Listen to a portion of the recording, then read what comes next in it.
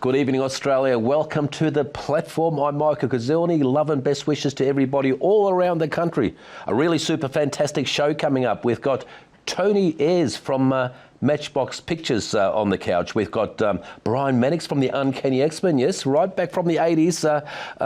Warwick Capper and Rosie are floating around the building somewhere, and a beautiful musical act by a beautiful person called Enfa Jones. He'll be finishing the show. But let's have a look at the great man, Tony Ayres from Matchbox Pictures. If everyone has one story which defines them, then this is mine. This story is about my mother, the nightclub singer.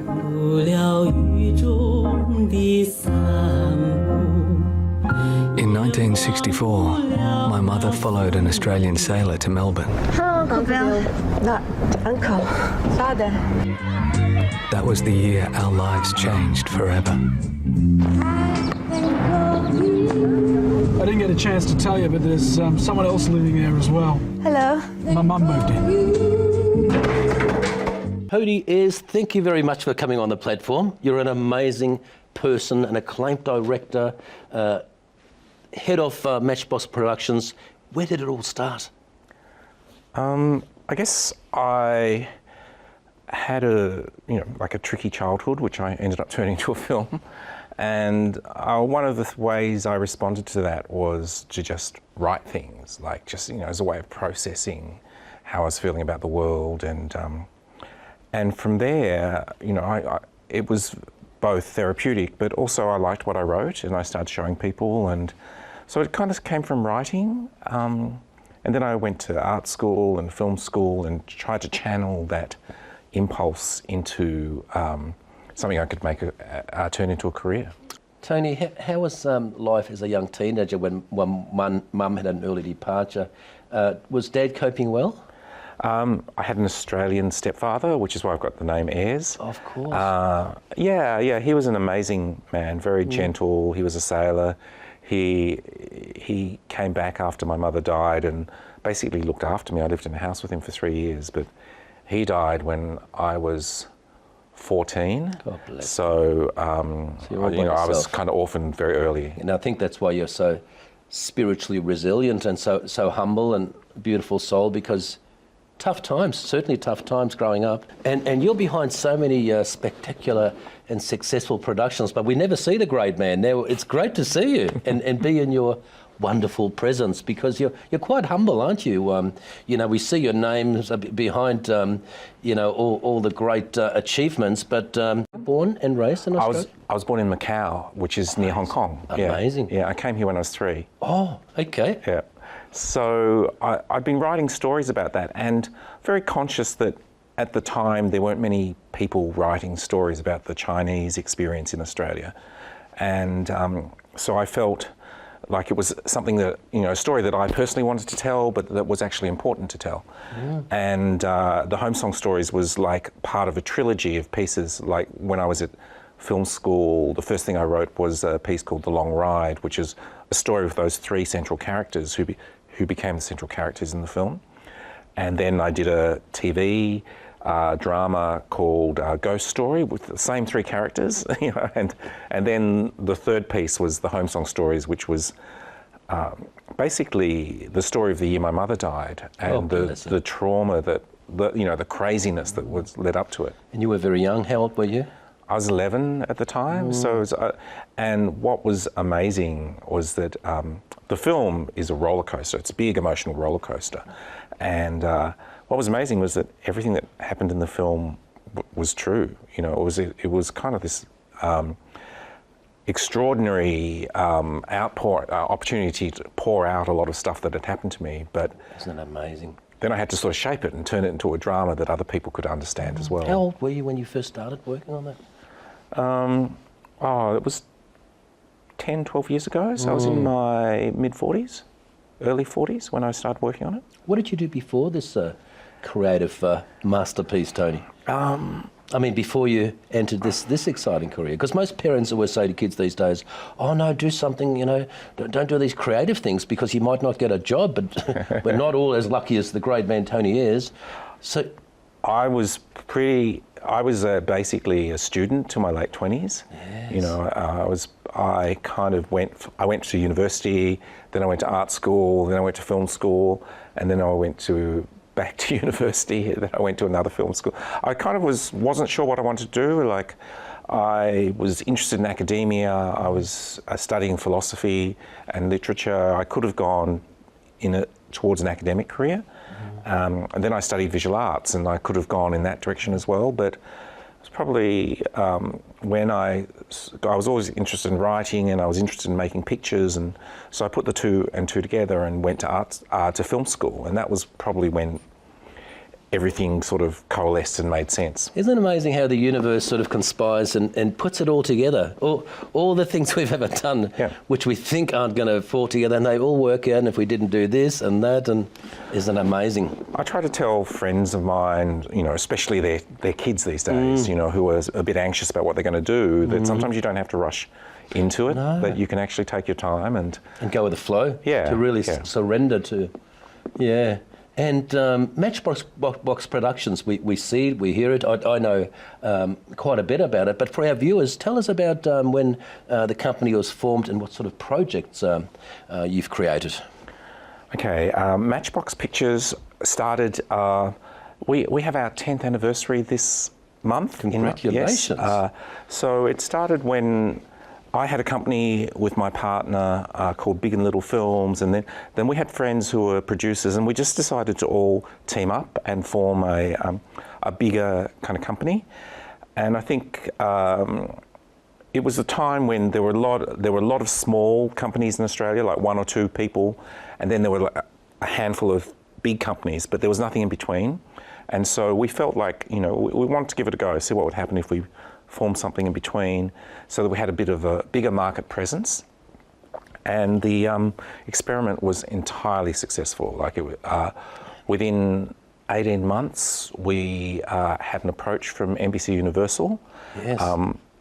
who were looking to acquire production companies from English-speaking territories, but not American. So their first acquisition was Carnival, who did Downton Abbey, and Matchbox was one of their early acquisitions. So you know, Congratulations, Tony. Let's Yeah. have a quick look at a clip to see what exciting adventures you've been up to.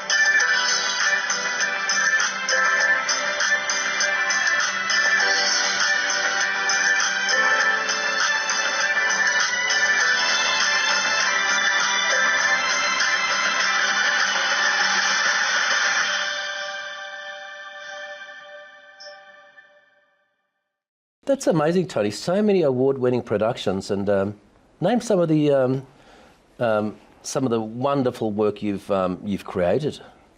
Well, probably my best TV experience, one of my first TV experiences was The Slap, which was Christos Tsiolkas's award, you know, massive hit.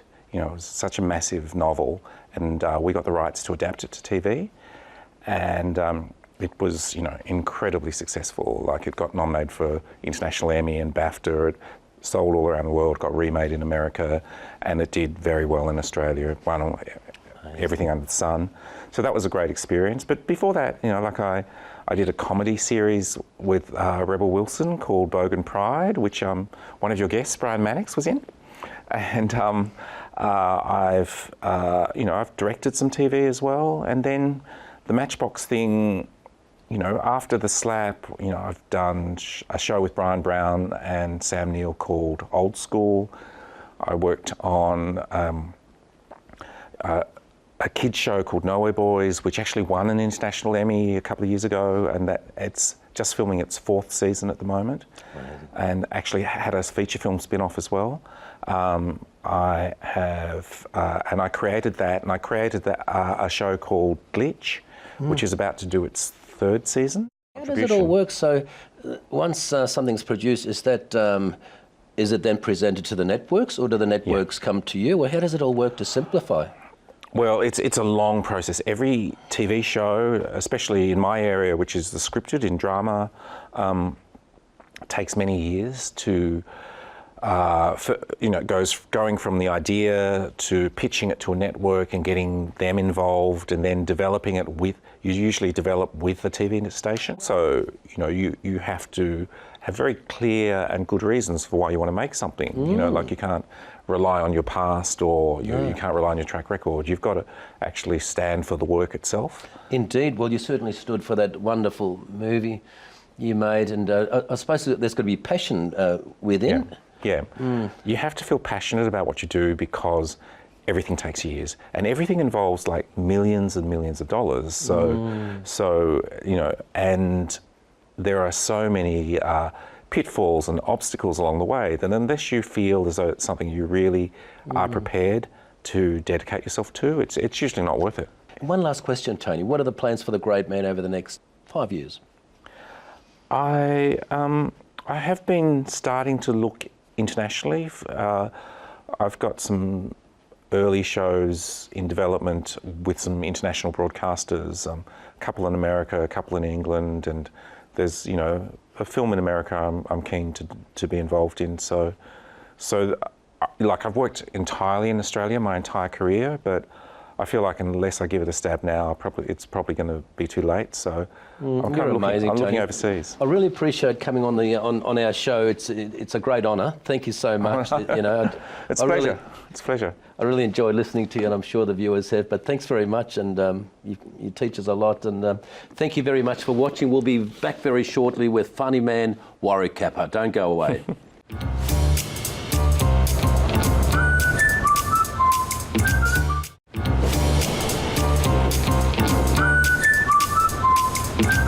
Welcome back to the platform. I'm Michael Gazzildi. This is one of my favourite parts of the show. Football superstar and comedian Warwick Capper. Come on down. How are you, bro? Hey, mate, that's Have why you I like been? it. I miss you, mate. Has been a great week. Used to see you a lot more when before you sat on that couch. Yes, bit of DJ bingo this week. It was fantastic. Out near Pakenham. Oh yes, how was that? Yeah, had about 2,000 there. I sang a couple of hits and wasn't a bad night. Yeah. You had Fahrenheit on last. What were you doing? Yeah, it's very fresh, but they enjoyed it out there.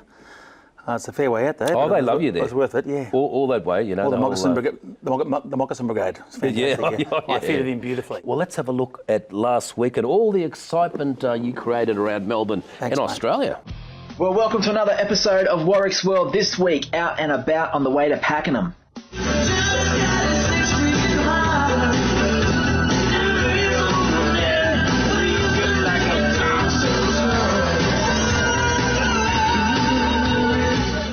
In 500 meters, turn right on Slattery Place.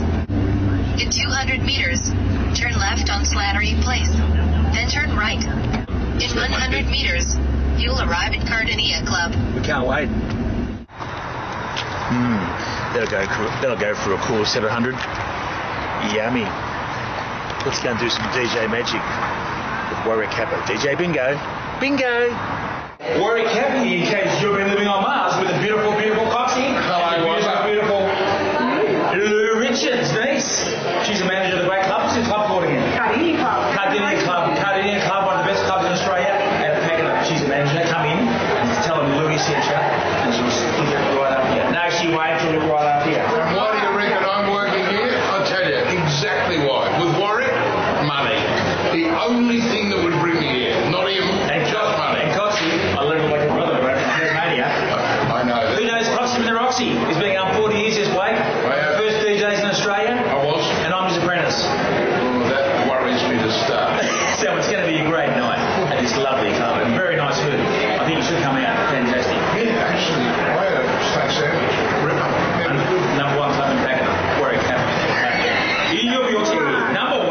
So as Warwick set up his posters for sale, it was time to catch up with Alf, the man behind DJ Bingo, to find out more about it. DJ Bingo, Elfie. Tell us about the show, mate. How's it working? Yeah, how you going? Well, DJ Bingo is a new concept where we replace the numbers with songs and the artists. So you get a card, you flip over the card, and if you know the artist, you mark it off on your card, you win prizes. You win beers, jugs, whatever you like. It goes all around Australia. We've got Elfie, Tipper, Coxie, and Wizard Kappa. We can't lose. No, it's great, mate. I'm looking forward to it. We've already getting some jobs. Like we've only been going for the last 6 months. It's only going to get better and stronger. And DJ Bingo is where you have fun instead of mucking around with your phone and interact with people and have some fun. Just franchise all around the world. We'll see you globally. So it's a great concept. Warwick always popular with the fans, and Warwick and Coxie doing a great job.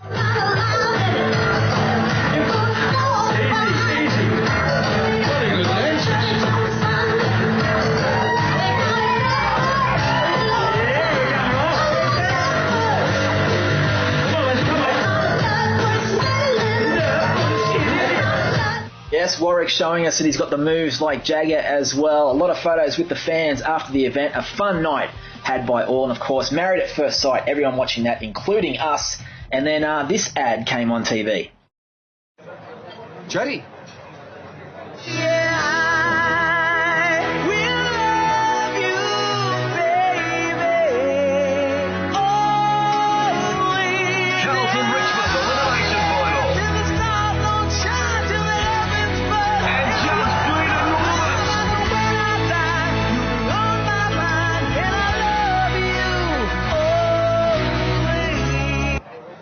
Jody. Yeah, so most of us enjoying the ad, but this is how Warwick sees it. Warwick Kappa!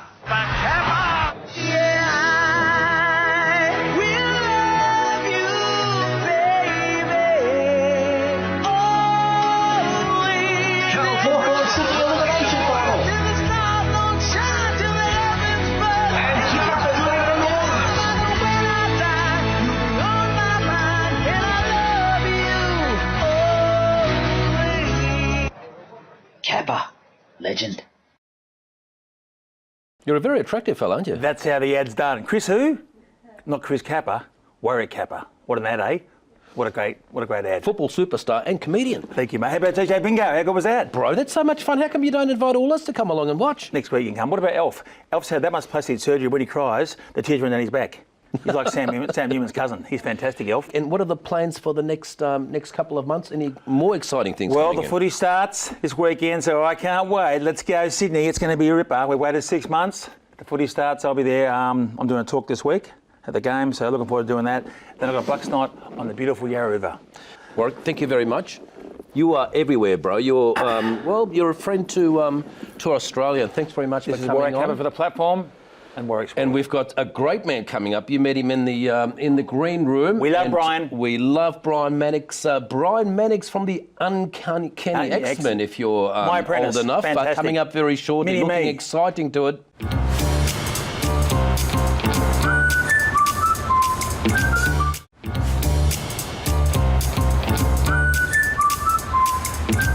The great man Brian Mannix is on the couch. He needs no introduction. He's looking very young. He hasn't changed in 20 years. But let's have a look at his exciting life journey over the last couple of decades.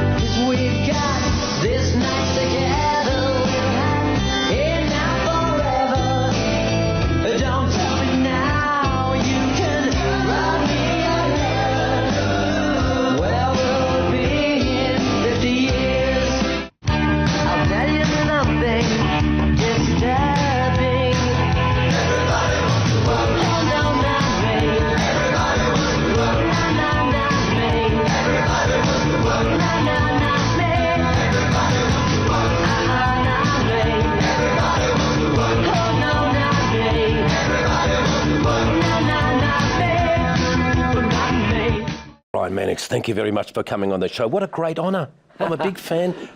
What a great honour to be on this particular program. Mate, you're such a humble and beautiful soul. And I told you in the break, big fan, you know. My most favourite days were the venue, the palace, and you guys were always there with the greats like Pseudo Echo and... Well, everybody was at the venue. I don't know how the joint didn't get shut down. I remember the church playing there, and I thought the top floor was going to fall in on the bottom floor. But yeah, they were great days and great time for Australian music. Amazing, and I was always wondering what you got up to behind the black curtains there. You know, you could snuck off behind the curtains sometimes. Remember? There's a lot of sexual harassment going on behind the curtains. And when I say that, I mean there's a lot of girls coming back and sexually harassing us. I saw that. So me too. But they had a lot of good bouncers there for you. Yeah, they did. No, they were just great days, and you know, it was a great time of Australian music, and it was probably, you know, I wouldn't want to be starting a band today because, you know, people used to pay for your music back then. These days, they just download it for nothing. And how exciting was it when the Palace opened up? That was a pretty cool place. Remember the big pink Palace and the entertainment centre there? Oh, yeah, that was pretty exciting. But, you know, from a band's point of view, there's the stage, there's the band room, and, you know, everything else is, you know, and I don't really take any difference between venues. If there's 4 people there, if there's 4,000, you still got to do the same job. And so I try not to be too influenced. I never really see the audience. I always look above them. Maybe just glance at them occasionally, but, you know, because you've got to do the same job every time. So, Brian, they don't make people like you anymore, do they? You're well, they do, but they make them taller and bigger. Do they? Yeah. This model's out of date. It's in your mind. The 80s, my friend. I remember finishing school, and just before high school, I think you started in 80. That's when the first Smash hit came out, 1980. Yeah. Our first record came out in 82. 82. We started in 80 and did the hard slog around the pubs, and then eventually, reluctantly, somebody gave us a record deal just through weight of numbers of the crowds that we pulled. Amazing. And just to refresh the Australian viewers' memory, what are your favourite hits off the Uncanny X-Men? My favourite songs are probably not the singles. But, you know, 50 Years and Everybody Wants to Work is obviously the ones that everybody remembers us for. Party was a pretty good song. But I like some of the... you know, How Do You Get Your Kicks did very well. You know, I think we had 12 or 14 charting singles, but I kind of like our B-sides the best, because on our B-sides we do, let's do a country and western song. Let's do Piss Take of a heavy metal song.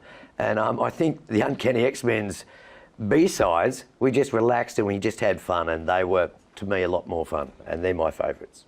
Brian, how did the boys get together? All good mates from school, or...? Well, yeah, me and the original bass player went to primary school together, and then he went to a different school to me, and he met Rock and Ronnie Gonzo. So he got into the band, and then it just kind of evolved.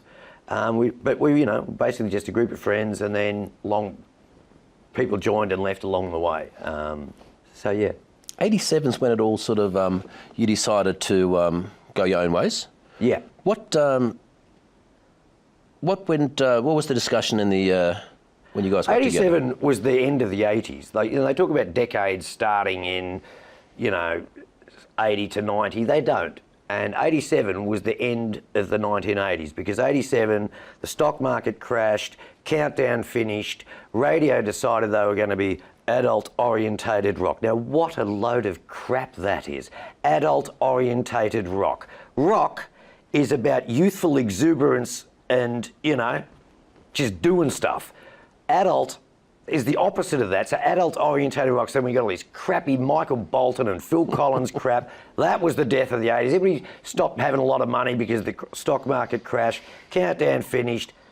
We may as well have finished too. You're more famous and more popular than ever. I mean, it hasn't stopped because national TV's celebrity. No, what shows have you been on, please? Dancing with the Stars. Dancing with the Stars. You're a good dancer, by the way. Where'd you pick that up? I'm a terrible dancer. Terrific dancer. But I think I gave fairly good TV. Nice costume too. And, well, you know, whatever. But I had a wonderful dance partner in Melanie Hooper, and she's a lifelong friend. And that was probably one of the greatest adventures I've ever had, was learning the foxtrot and the rumba and stuff with Melanie Hooper. And it's a weird job because here you are on national television fondling some strange girl, and here's your wife and kids going, good on you, well done. How could you not like a job like that? I'll just go on national television, give this girl a grab on the ass, and guys applaud me. No, How many weeks did that last for? Wasn't it? Well, I did really well. For such a bad dancer, it goes for 10 weeks.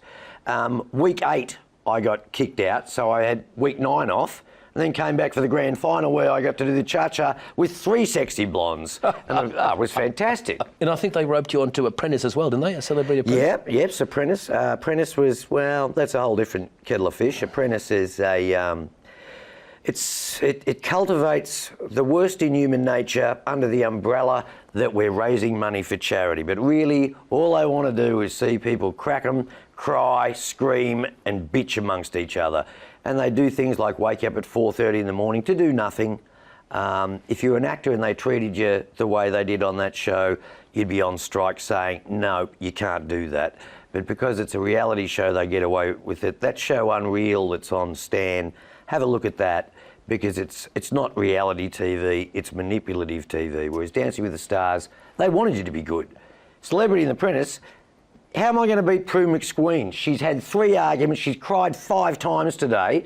She's given them in bucket loads what they want. So they're going to sack me because I'm trying to be nice to people. I'm not going to dish, all these legends of Australia, like Dermot Brereton, Dawn Fraser. What do you say? She's a bitch. Jeff Fennige's a soft prick. You can't do that. So, I had respect for these people and they want me to diss them. So, I wasn't surprised that I got kicked off the show fairly quickly. And I was quite happy to get kicked off the show pretty quickly because I thought the morals of the show were just wrong. And it was just, and I watch those rubbishy shows and I'm addicted to them like everybody else, but Married at First Sight, and there's a whole heap of crap, on the cooking shows. I don't know what's happened here. It's never happened before. I'll tell you what's happened. While you're off doing your stupid interview going, we're cooking the bonbon or whatever we're cooking, they're freaking around with your shit so that it doesn't work out properly so they can see you crack the shits. It's so far from reality, it's just bullshit. I totally agree. That's what I love could about be you. wrong, though. No, you're No, I'm completely not. right. We had Sam Newman on here a couple of weeks ago, and that's what I like about him and you. Say it the way it is. It's not so sugar-coated. Let's have a look at a clip of some of the great days. Every hour, I'll need to call you. Even now, I need to stalk you. I was in jail, now I'm free. So there's nothing gonna keep you from me. 'Cause you got it, and I want it every day. Don't change me up, don't change a thing. Don't change me up, don't change a thing. Brian, what a great time to grow up, the 80s. Did you ever meet Michael Hutchence, the great man? Yeah, I don't think he liked me at all. Why? Well, I kept beating him in the polls, in the Smash Hits Readers poll. Best lead singer in the world, Brian Mannix. Worst lead singer in the world, Brian Mannix. But, it's got to balance things out. But I remember one of his comments was, I would have thought people were tired of blonde, fluffy things. Look, I really admired his work. I remember going to see Kylie do her first show at the Cadillac Bar, I think it was. And he was walking around in this psychedelic suit that only Daryl Summers and him would wear. And he was kind of getting annoyed. I was talking to Molly, and he was kind of getting annoyed that people were looking at him. I'm thinking, well, don't wear a psychedelic suit if you don't want a thing. But, I think he hated my guts. But, I admired his work. Brian, everyone loves you. What are the plans for the great man over the next 5 years? What are you planning on doing for excitement? Well, I love playing with Absolutely 80s, and but coming up, I'm doing the X-Men in a couple of weeks with Kids in the Kitchen. It's the original lineup of X-Men and the original lineup of Kids in the Kitchen, so we're doing a couple of shows together with that, which will be fantastic. Where are they? The Doncaster Shopping Inn and the Chelsea Heights RSL. And so it's all the original lineups of both bands, which doesn't happen very Not just often. like 2 songs like at the Palais. No. We're doing on about I'll be there. An hour each, and then we'll all get together and have about 15 people on stage for a big jam at the end. So it'll be great. Terrific! All right, we'll put something up on the thing. And one last thing, what's something Aussies don't know about Brian Maddox? No, I'm an open book. They know everything. and speaking of open book, get my book on Amazon or Kobo. Just get it now and see everything there. But come on down and see the Uncanny You're a legend. X-Men and Kids in the Kitchen. It's been a great pleasure, Brian. That'll be great. Thank you so much for making time for us, and thank you very much for watching. Rosie Posey will be on very shortly. Don't go away.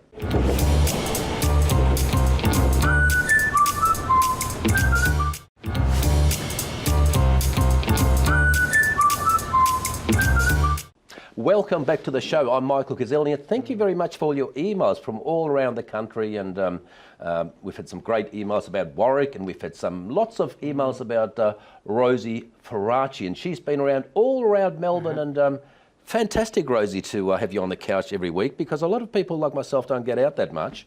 Well, I do, so I can keep... you know, I'm stuck in court, and you can sort of report back to us where all the excitement is happening. And you've changed your hair colour. I have. I've become a brunette, so I'll see if they have as much fun as well. So thank you to LA Hair and Beauty in Bay Street, Port Melbourne. They always do an incredible job. But for the weekend, I was at the Expo, which you were there for the Arnold Sports Classic as well. And I did say to Arnold I'd be back, and I jumped in at the news conference and got the first question in. And it was a very amazing question. What did you ask? Yeah, you were there as well. Well, should we have a look at it? Let's have a look at it. Ladies and gentlemen, would you please welcome Arnold Schwarzenegger.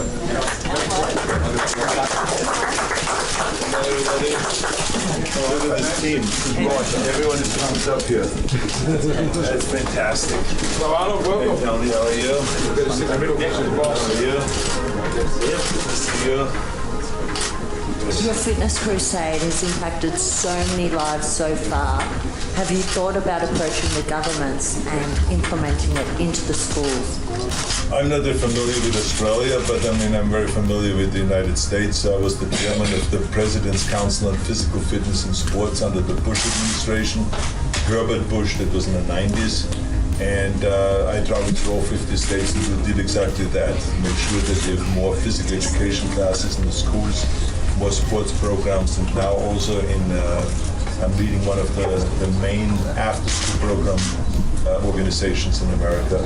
And through the after-school programs, we also have great sports and fitness programs. So I think it's a very important component of the overall education, academic education, and physical education. So we're giving them a platform, as explained to the media before, that every single kid's sport that we have here, we give them the space, and it costs a lot of money to rent this place. We give them the space on one condition, that they have a lane or an area called come and try. So a kid can pick up a bat or a ball for the first time and maybe find a skill they didn't have, or just fall in love with activity and exercise. And we want to change lives, and that's what Arnold's done through his whole career, and now being in each continent, we can change the world. I'm here with Michael from Queck Holdings. Now tell me, Michael, you're getting a lot more heavily involved in sports. You've got stadiums being built for the soccer in 2022, and now you have Arnold Osborne. Tell me how he's involved. Well, we brought Arnold to be part of this festival to represent the great nation of Qatar. We're trying to show the world how peaceful and harmonious Qatar is, and we encourage everyone to go visit Qatar and see these great stadiums leading up to the event of the 2022. Qatar is going to be the next sporting hub of the world. Leading up to the 2022, they're trying to introduce rugby league, rugby union, possibly AFL, like all sporting facilities they're trying to introduce to the country. So we're in the process at the moment of doing that, and I do again recommend everyone go visit these facilities and the country. This is my first year at the Arnold Classic, and essentially I was helping them with their Indigenous engagement this week, and for the first time ever they're having a welcome to country tomorrow during the main plenary session. And yeah, it's fantastic. I'm in Melbourne fairly often, so I love it here. It's a fantastic city. Arnold talks every year about getting fit. It's all about the fitness crusade is on. And people say, oh, well, you've always said that. I said, yes, but you know what? I heard Tina Turner do Proud Mary the other day, and she did it just as good the other week as she did 25 years ago. What have you loved the most? How have things changed? Well, it's always the people, you know, nothing's really changed, it just gets bigger and better every year. And the people are the ones, when you see so many people so happy, having so much fun and celebrating health and fitness, and for a lot of people this is the highlight of their whole year. So for me, that's the highlight. We're only getting started, and it's the end of day one, and we've got a whole lot more to do. So keep up the great work, and thank you very much for your support. Thank you.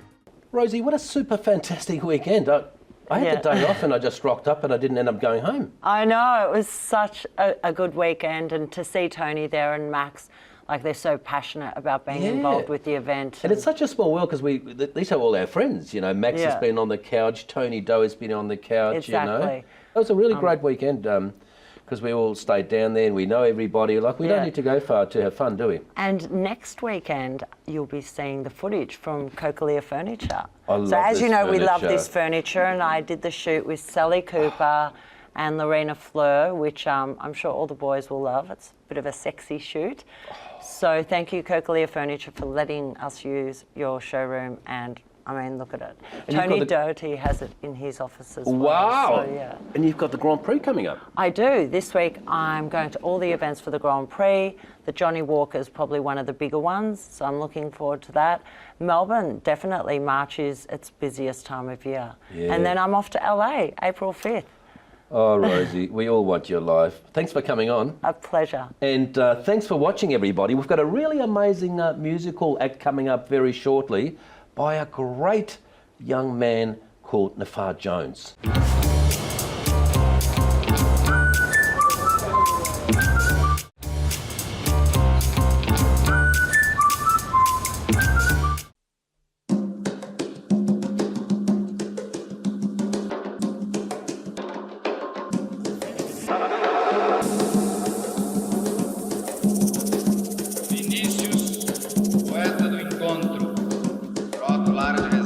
To it. Yes. Okay. This here is the new ish. Be cool, not foolish. I say be you, not stupid. Be beautiful. Now let's do this. Ay, now let me bring it and sing it and sling it for a minute. Dolly clock spinning, time ticking to the finish. Art we are living and loving, that's the image. Project good thoughts with cohorts and live it. Now known as the cool out son, cool out son. Yeah, it's time to cool out son, cool out. You axe and roll the spinach. When we in the huddle, we all up in the scrimmage. Yeah, now bump, bump, bump, bump. It's time to fight for your right to love, love. Yeah, I mean with it, man. I mean in the lane. I mean we do it for the feeling to levitate away from the dumps complaining about Trump. But if you want standing up front fighting for love, then what you're doing nothing. You're just standing in line. Time to rebel till we shine. I rebel through my rhymes. That's why I'm saying play it, baby. Hey. I said play it, baby. Vibe out, yeah. I said play it, baby. Hey, hey. I said play it, baby. Vibe out, yeah. I said this here is the new shit. I say be cool, not foolish. I say be you, not stupid. Be beautiful. Now let's do this. Verse 2, coming with that old Hebrew. Cool out, son. And for Jones, I do what I do. I do what I do for myself and area crew. This be a house of beige session, so turn it up 2 or 3. Now turn your volume. Billy Hoyle beats make you strut on the 1, 2. Bring the vibe and the love. We make it rise like the dove. Yeah, we shining above. We shining for everyone. Raining down like the rain do. In the middle of the summertime, yo, I came to give you that good vibe. You could ride or lace to. Get a little high and blaze too. Yeah, I say this here is the new shit. You wanna vibe right here, so let's do this. Call it the lean back track that you can groove with. Now just shake, shake, come on, do this. Yes, at home I say do that, son. 1 time, yeah, I say cool out, son. 2 times, yeah, I say do that, hun. Do that, hun. Cool out, son. Cool out, hun. This here is the new ish. I say be cool, not foolish. I say be you, not stupid. Be beautiful. Now let's do this. Yes. Big shout outs to the platform. Big shout outs to Big Cap in the building. My man Tugsy, what's up? Big shout outs to Billy Hoyle on these beats. All the House of Beige and Cool Out Son. It's all of you at home vibing in, supporting independent TV, and all the people who be vibing with us. Let's get into it. Hey. Yeah. Cause you know what love is. J Dilla, R.I.P. Yeah, you know what love is. Hey, hey, you know what love is. Say it with me one time. You know what love is. Nah, it ain't foolish. Us cool out son, we on that cool-ish. Yeah, you know what love is. Say it with me one time. You know what love is. Nah, it ain't cool. Us cool out son, we on that cool-ish. Living to be protecting my sons from all these killers who be iller, they professional ones. They talking with professional tongues. Some call it congressional while testing the young. Aggressively collecting they sums. Cash rules everything around red rum. It's all murder, murder. It's all encompassing. Encompassing the compass with Columbus guns. Humongous lungs, telling lies that strung. The many lives left strung up, knifed and hung. Babies cry for mums. Suicide beckon. Genocide is hypnotized by that kingdom come. You know what? Hey, you know what? I still believe we'll rise as one. You know what? Yeah, you know what? Cause I believe love wins 2-1. Say what? Hey, hey, say what? I say, I still believe we'll rise as one. One. It's true, my sons.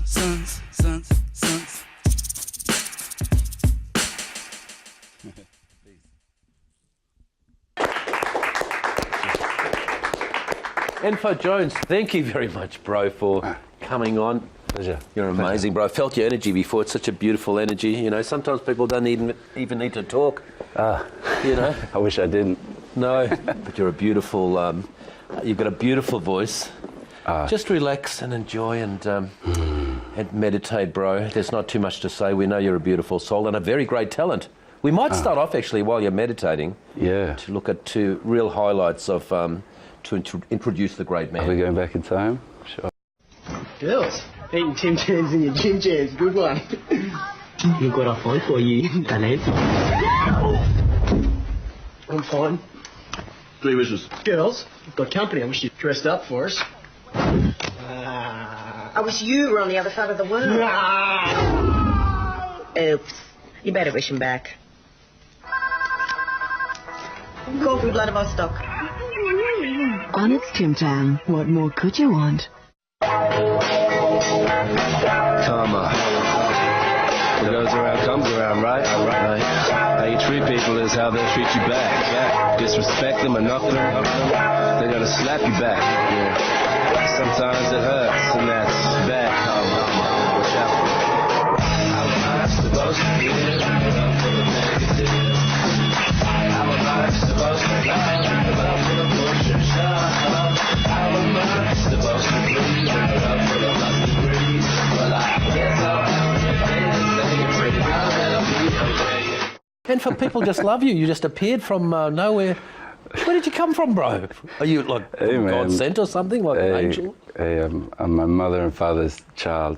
Swanview 6056 back in the days, man. It's just an interesting journey. I haven't seen that ad in a while. And the Karma video, well, that's close to my heart. That was an amazing time. Bro, how did it all start? Where did you grow up? I grew up in the hills of Perth. Wow. Just like backing onto bush. And where's that beautiful complexion from? Oh, my father's from Sierra Leone, my mother's like West Aussie. And so they were together in London, but when I came to Australia, it was just myself, my brother, and my mother. So I grew up in a single-parent household. It wasn't Where did you come from to Australia? From London. Oh, from London. Yeah. And so, music became like just a place of solitude. I had a lot of friends who were, it was nice in the hills, and then down in the foothills it was a bit rough and crazy. And I found, thanks to my brother getting me into music, I had a place to vent things or whatever, so I'd write. And I didn't know it would become a career thing. It was more just a meditation. You brought a lot of things into Australia, and tell us about how you changed our music culture. How did you educate the... I wouldn't say I changed it. I think I helped it evolve, working with DJ Peril and Kem and my brother, making 1200 Techniques, and being a group that sort of, with that song in particular, and that video directed by Michael Gracie, who just recently directed the film The Greatest Showman. He was a young man at the time. We just sort of changed the Australian view of what hip-hop was. Wow, was that him? Yeah, especially locally, doing that and getting music played like across Triple J and across Nova at the time, which was new. And I remember I think it was Triple M's slogan was "We don't play any rap crap." Like that's what we were up against. And we ended up winning an ARIA for that video and for the song when there was no like urban category. We had to win independent. We beat the Waifs. A couple of friends in the Waifs always smile when I say it. So it was kind of a change, and from that it was taken a lot more seriously. So Hilltop Hoods came through with Nosebleed Section, and they'd been grinding before, but after Karma it was a lot more like respect on it, and Hoods got taken seriously, and everyone got taken seriously after that, and everything changed. I mean, people just blew up in ways I couldn't have imagined, and I definitely never did, but I've enjoyed being part of the journey. And for growing up, bro, who inspired you? Oh man, it was mostly the record collection in the house, and my mother. She used to paint a lot. I used to be inspired by watching her just peacefully and quietly do her thing, no matter what was going on. Mum's still here with us? Mum's still here? No, she's not. I mean, she's here, but no, God she's not. I guess my older brother. What does your brother do? My brother lives in London. He's just living his life. Yeah, we talk on the phone. I miss him a lot, but he was a massive inspiration for me. Let's have a look at some of the exciting moments there of the past. See, we could play this life sort of like it was a game. Ain't talking sidelines, watching Michael Jordan do his thing. It's the power of the now. Worlds away from Hollywood and watching Austin Powers on the couch. It's the power of the mouth and overpowering the mind to only think about those things that will define you, underline you, never undermine you. When you understand that, your mind is what defines you. On top of your shit, man, I'm on top of your and I'm working it deep from dusk to dawn. Busting up and I'm going as we march on. We march on. Feeling me now? We march on. Let's do it now. We march on. Again, yo. We march on. 5 cents, Yanks call it a quarter. Your daughter should be a porn star. The way she work my head, I adore her. Spend my 25 cents on her jewelry. Suck her to some tucker, barbecued roux. I stay true on a perilous beat. Make your girl delirious whenever I speak. Snake charmer, body embalmer. Bring life to your girl, cause you're a rocker. And for that's beautiful creative work, isn't it? And thank you. Amazing. And Heath Ledger was behind that. Yeah, he did the last video there for a song, Seduction is Evil. He also did another song, Cause and Effect, which is, yeah, one of my favourite videos I ever did. And I've been blessed to have done a number of great videos. That's amazing. Where did the journey, where did you meet along the journey? Oh, with Heath? Oh, kindergarten. Kindergarten? Up in those hills, yeah. Wow. Yeah, so it was a long friendship. Isn't it amazing? So you, so he sort of went on to the acting and. Yeah, I mean he was always gifted and special. Yeah. But you know, when you're around amazing people at a young age, you just figure that's kind of normal. You know, but I kind of figured pretty early he was a bit better than normal. So I didn't bother with drama class. I was like, well, my mate's better than me, but I didn't realise he was going to be that good. Otherwise, I might have continued with it a bit more. And you sort of hung out a lot? Yeah, very much. We had a very nice core group of friends that stayed tight. You know, we always looked out for each other, and we still do. That's still wonderful. Good friends. And then when he went overseas, you sort of missed him and saw him less. And oh, you would think, but not. Yeah, only when he was working. But he's someone who'd email all the time and let's have a look phone at all the time. that documentary we were talking about. I'd already seen this world he'd created in Batman Begins, and so I knew there was an opportunity for a new version of the Joker, and that excited me, and I also knew instantly what to do. I locked myself away for 6 weeks in a room, and I kind of came up with this creep. Walk around like a madman and finding posture, finding stance. Finding his voice is very important, because when you find the voice, you find the breath within the voice. It's like, man, the Joker though, Jack Nicholson, the Joker, man. I said, how do you tackle that? Like, without just doing a version of Jack? I mean, how do you even talk or laugh or... I'm sitting there walking, just thinking, and I suddenly hear, do you want to know how I got these scars? I'm like, I look at him, and he's kind of walking, holding his shirt. He's like, my daddy was a drinker and a fiend. And he gives me this look, and man, goosebumps, chills run down me. And he does that little monologue for me. Why so serious? He finishes. I was just, holy, and I jump into the street, woo, yell it out, and punching him in the chest. He's like, don't tell anyone. Why so serious? He comes at me with the knife. Why so serious? He sticks the blade in my mouth. Let's put a smile on that face. And you've been around for a long time, haven't you, bro? Oh yeah, it's hard even watching that. It was hard doing that interview, and it's hard watching it. It's more because I just miss him so much. Not the him between action and cut, but him between cut and action. It's Where are you playing? Where can we find you, bro? Oh, coming up. So we Cool Out Sun are releasing our first single called Fire 4 on April 20, and on April 21 is Record Store Day. We'll be at Northside Records in-house in the afternoon. Wow. And a couple of days before that, on the 19th, we're playing at the Corner Hotel and that should be awesome. And then we'll just see how it goes from there. A bunch of gigs and release the record later in the year. Honour and respect you. Thank you for coming on the show. I'm going to be a big fan. I'm going to come to quite a few shows now that know you're local, and yeah.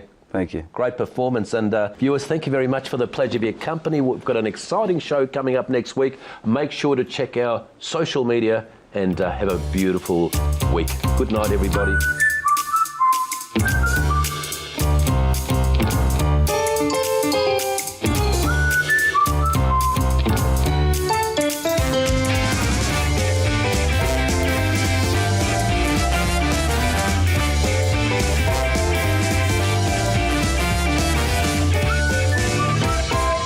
Thank you.